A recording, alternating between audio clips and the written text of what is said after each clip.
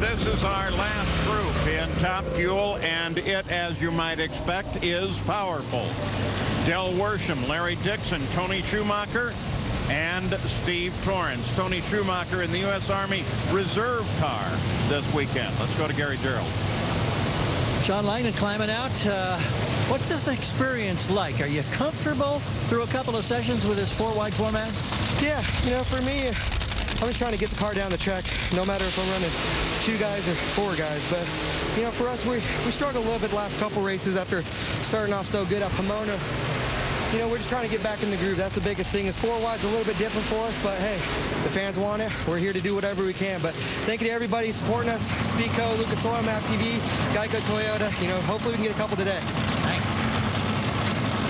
Well, Torrence currently sits 13th, but Dell is 4th, Larry Dixon is 2nd, Tony Schumacher is 6th, and they're all taking a look at Doug Coletta's #1 position of 382 with a 2. I think Steve Torrence probably just looking to move up in the top half of the field. Right now he's number 13. He's got to run about 388 or quicker to get into that top half. But like you said, Paul, I think the other 3 drivers, they're definitely looking at that #1 spot of 382 by Doug Coletta. Any one of these 3 drivers should, you know, definitely have a shot at doing it.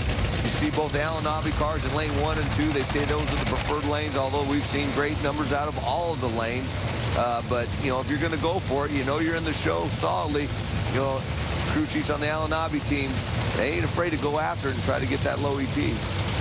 And you got to give the safety safari credit for keeping those lanes even. It is a lot of work with 2. It's an enormous job with 4. You're on board with Schumacher.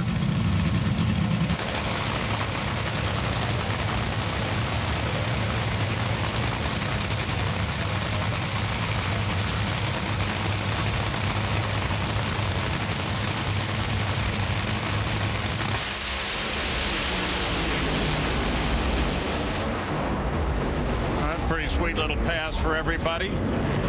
Dixon at 383, 385 for Tony Schumacher, 383 for Del Worsham, and a 385 for Steve Torrence. That'll put Dixon in 2nd, followed by Worsham. Tony Schumacher is 5th, Steve Torrence 6th. I tell you, this was fun to watch. All 4 cars within a couple hundredths of a second, 383 to 385.